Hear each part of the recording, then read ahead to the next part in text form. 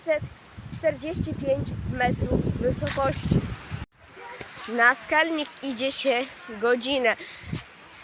Początkowa droga, jak już się zejdzie z drogi brukowej, potem się wejdzie na chwilowy odcinek z piasku, to teraz szlak wygląda, jakbyśmy po prostu weszli w las, więc dlatego trzeba szukać oznaczeń szlaku.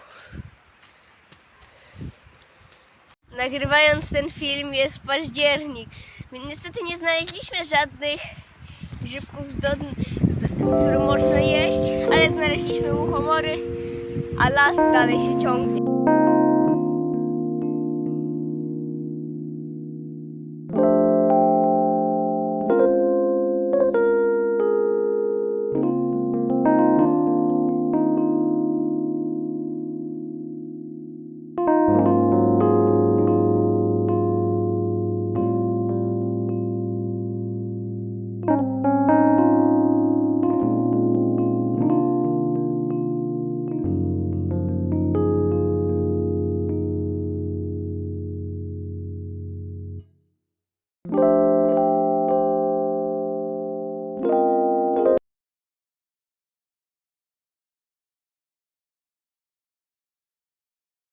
Tak jak widzieliście przed chwilą, właśnie zeszliśmy na już coś, co wygląda na szlak. Bo tamte w lesie chodzenie to nie wyglądało jak szlak. Tutaj już mamy ładnie wyznaczony szlak i dalej dążymy ku zdobyciu szczytu.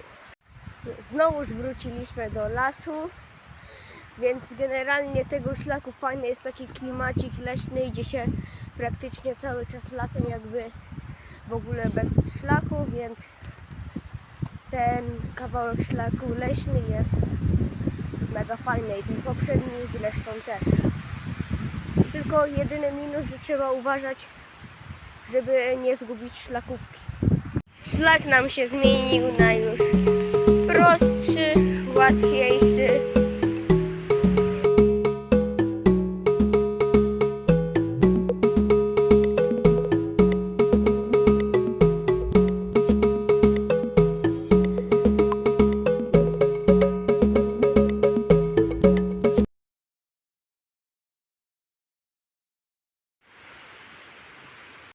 Mamy już szlak prowadzący ostro w górę, znowuż weszliśmy w las, zeszliśmy z łagodnego szlaku i teraz idziemy leśnym szlakiem.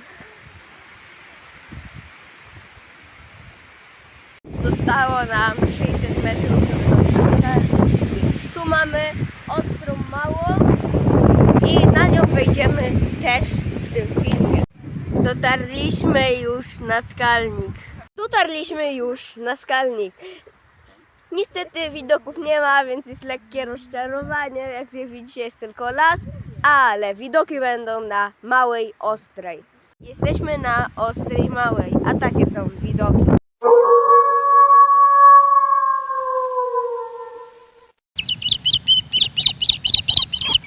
Jest Ostra Mała, a tu jeszcze można dalej pójść na punkt widokowy.